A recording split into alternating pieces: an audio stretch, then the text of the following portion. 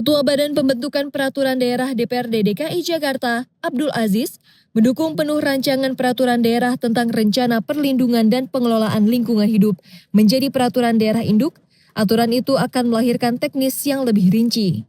Aziz menegaskan Ranperda RPPLH akan menjadi payung hukum dalam jangka panjang selama 30 tahun mendatang. Aturan tersebut secara rinci mengatur regulasi turunan seperti pengendalian pencemaran udara, pengelolaan sampah, hingga aturan teknis terkait perubahan iklim. Reward dan punishment hingga sanksi-sanksi akan dijadikan perda turunan yang termasuk dalam perda RPPLH. Rapat sebelumnya ada wacana bahwa harus ada reward and punishment atau insentif dan disinsentif ya untuk perorangan atau lembaga yang melaksanakan aturan-aturan mengenai RPPLH. Tapi pada rapat ini kita simpulkan bahwa karena ini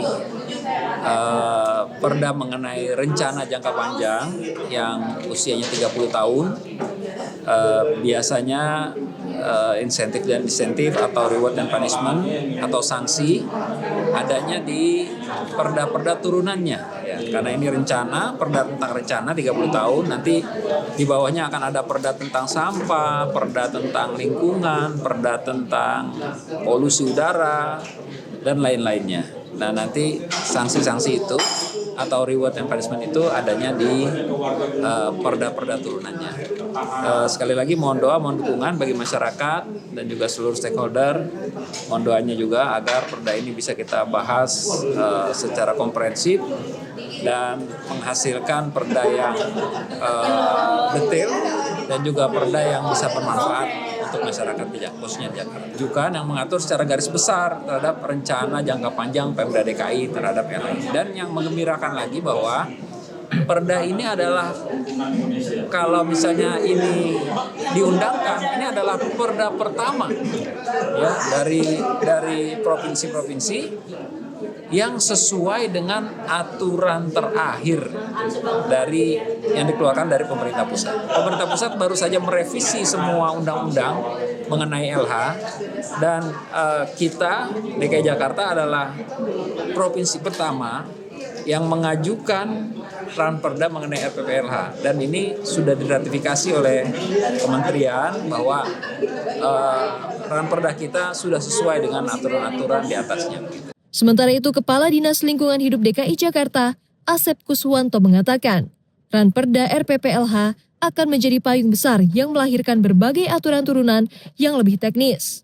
Kini sudah ada persiapan regulasi lanjutan, meliputi pengendalian pencemaran udara, revisi perda pengelolaan sampah, hingga perda mengenai perubahan iklim. Selanjutnya, regulasi itu akan menjadi acuan dalam penyusunan rencana pembangunan jangka menengah daerah, rencana pembangunan jangka panjang daerah, hingga revisi rencana tata ruang wilayah.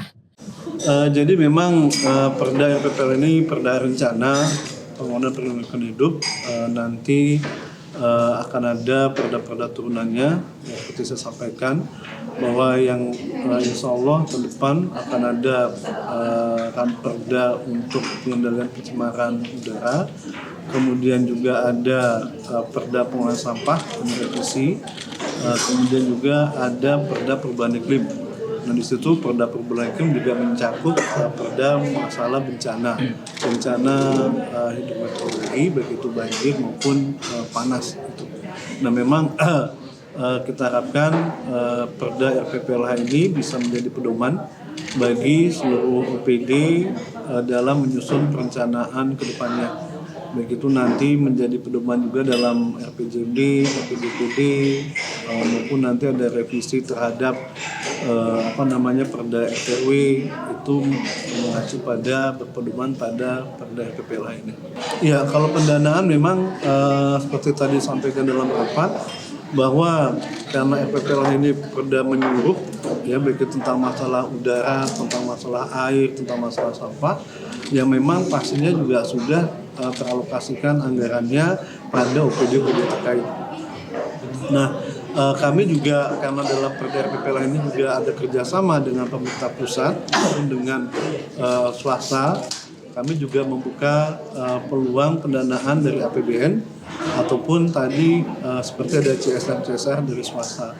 Sehingga memang kami harapkan dengan supporting dana baik dari APBN, APBD maupun dari swasta tersebut bisa lebih mempercepat upaya-upaya peningkatan pengelolaan lingkungan hidup di Jakarta. Humas Sekretariat DPRD DKI melaporkan.